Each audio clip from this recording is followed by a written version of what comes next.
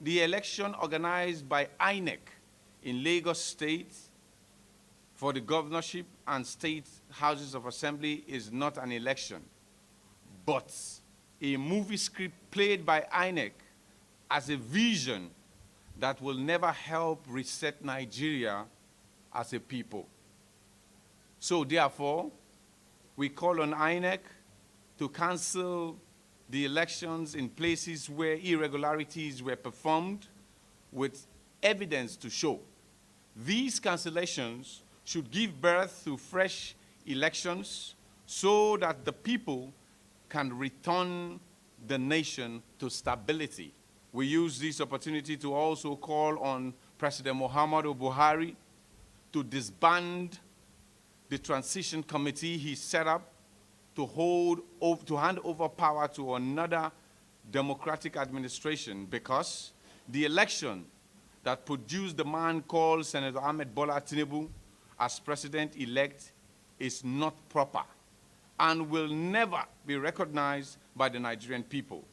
The disbandment by Buhari will go a long way to help redeem the image of our democracy and rebuild our political stability at this time in history.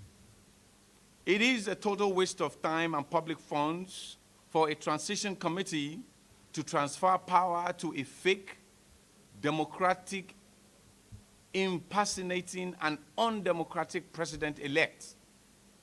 President Buhari, sir, you can also use this disbandment as a way to create the solid pockets of peace for Nigeria and its people before you return power come May 2023. We call on INEC to also cancel the elections held in Lagos for the governorship.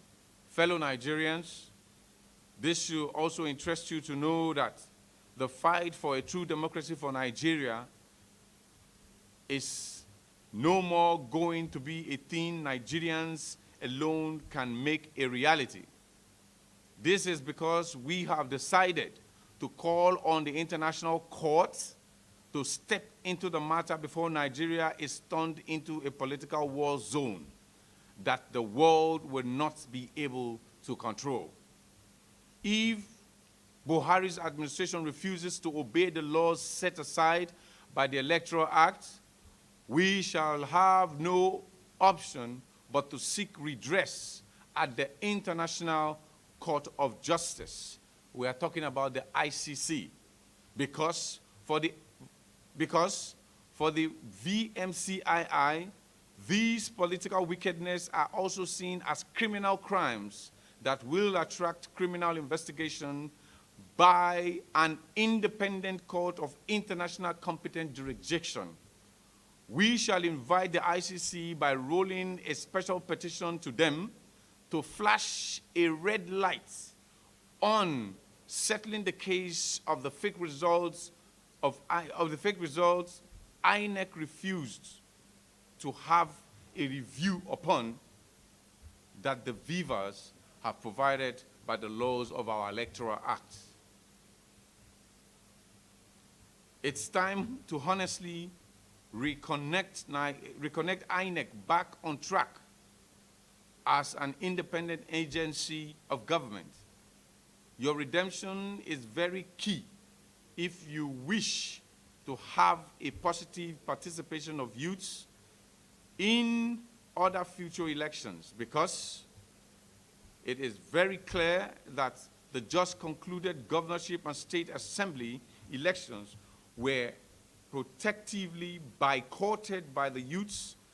That is why a low turnout was recorded, and INEC, as an independent body, must have a review of the presidential election results so it can declare Mr. Peter Obi as president-elect as the choice voted as president by the Nigerian people.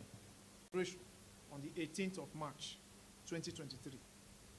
What actually transpired wasn't an election. what happened was a miscarriage of electoral justice. All we see flying around over the conventional and social media is an affront on our democracy. The APC administration has succeeded in plunging this country into a political aberration. Before the international community, Nigeria is now seen as a laughingstock. We are seizing this opportunity to call on the President of the Federal Republic of Nigeria to disband and call for a total overhaul of the entire electoral body called Independent National Electoral Commission, INEC, under the supervision of Professor Mahmood Yakubu. They have performed woefully. Professor Mahmood Yakubu has succeeded in debasing that institution. There is no longer credibility. We are asking him to throw in the towel or face the Nigerian people. Secondly, as an addendum to that, we are also calling on the INEC chairman. Last week, when we had our World Press Conference, we gave them 48 hours to allow our lawyers access.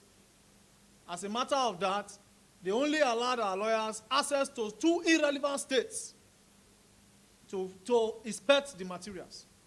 The key states that we are hoping to use to upturn the election, they have persistently and consistently refused our lawyers.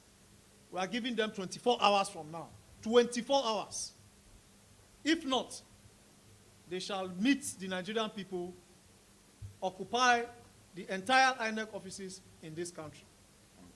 Secondly, we are also using this opportunity to address the spokesperson of the PCC, Bayo Onanuga, his incendiary statements and comments in trying to divide Nigerians along ethnic lines and religious lines. This was the same thing that happened in Rwanda in 1994, when Hutus began to divide, using divisive statements, incendiary statements, inflammatory statements on the Tutsi, calling them cockroaches, and that led to a genocide that lasted for over 100 days, between April 17th to July 15th, 1994, that killed over 800,000 Tutsi. We don't want that in Nigeria. We are calling upon him to rescind his words that are divisive.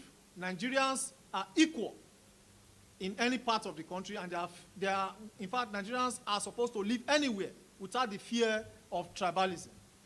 Thirdly, security agencies are complicit of all that transpired during the gubernatorial election. We are calling for a total overhaul of the security agency, being led by the Inspector General of Police. By law, his tenure is expired. He's not supposed to remain there. We don't know on what law they are operating in this country.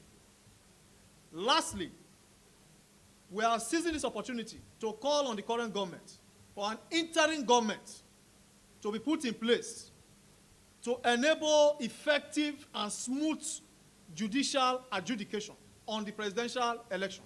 Because as it stands now, the president-elect of this country is His Excellency Mr. Peter Obi.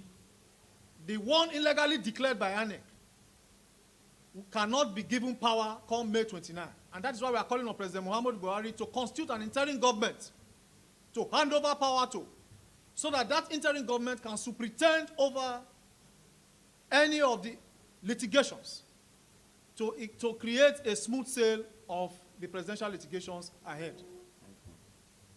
The battle to salvage Nigeria is a battle of no retreat, no surrender.